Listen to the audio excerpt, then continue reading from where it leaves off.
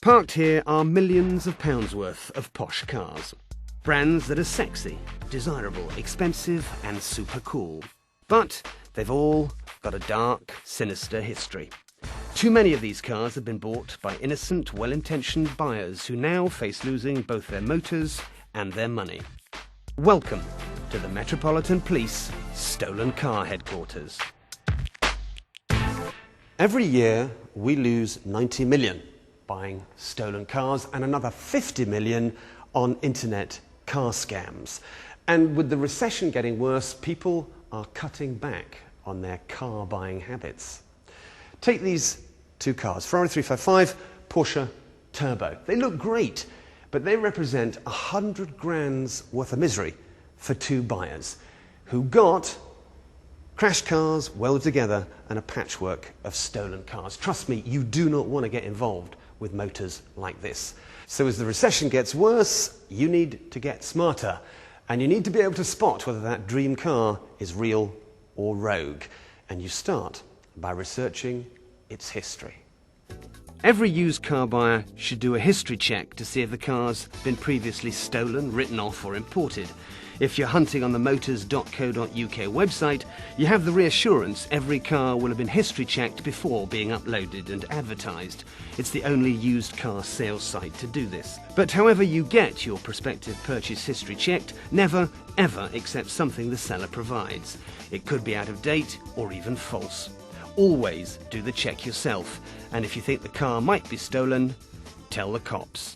You also need to check out the seller. Now, my rule is simple.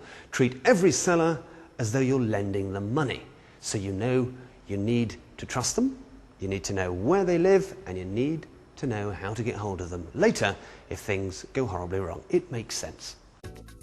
Always get a landline telephone number. Don't rely on just a mobile.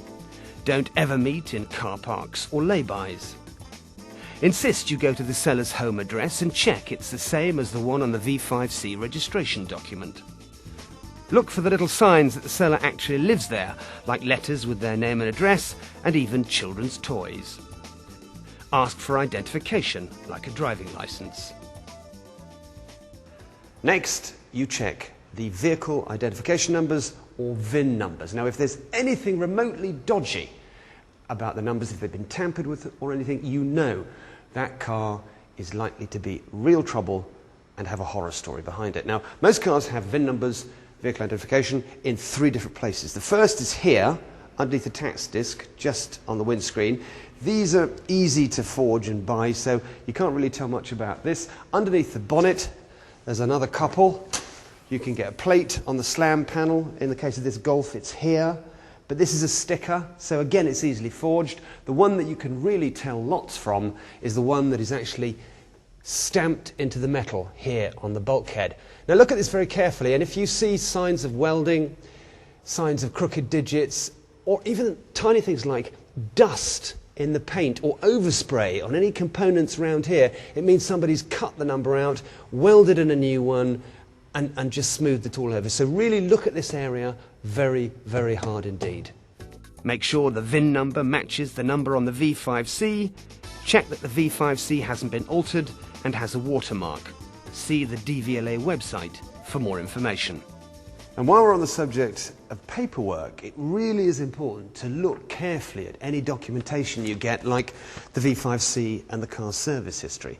I know that reading through stuff like that might feel like a cure for insomnia, but it could just stop you driving home in a dud. Never ever buy if the seller hasn't got the registration document. Ask to see the current MOT and check to see if there are any old bills or receipts. You can check the MOT is genuine at www.motinfo.gov.uk. Look at the service history and check that the mileages are consistent. If you can, ring up the servicing garage to confirm that the car's history is genuine. The more paperwork you find, the better the car is likely to be. Nice, neat files of paperwork are signs of diligent ownership.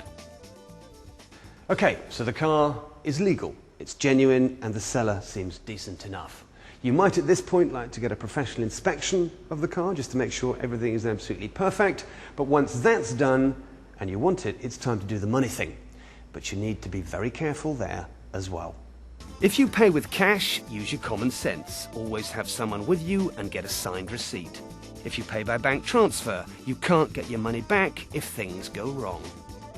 Paying by cheque or banker's draft means the seller will want it to clear before they release the car. Don't take the risk. Never pay via a money transfer company like Western Union or MoneyGram. These are only for moving money between people who know each other. And never send money to escrow or shipping agent websites. Too many are bogus and run by fraudsters. And then, of course, there's the internet. 50% of us now find the second-hand car we're looking for on the web. But web-based car crime is up 300%. And organised criminals are placing tens of thousands of ads every year for cars that simply don't exist. Beware of bogus buyers saying they'll transfer money into your bank account. Never give them the account number because they'll just empty it. Beware of sellers of suspiciously cheap cars that will only communicate by email and want you to pay by money transfer. Use reputable sites like motors.co.uk with safeguards that check for fraudulent ads. Make sure you understand their rules and how the sites work. But your best defence is always going to be your instinct. That temptingly cheap car you know is going to be temptingly cheap for a very good reason. And you don't want it to end up here.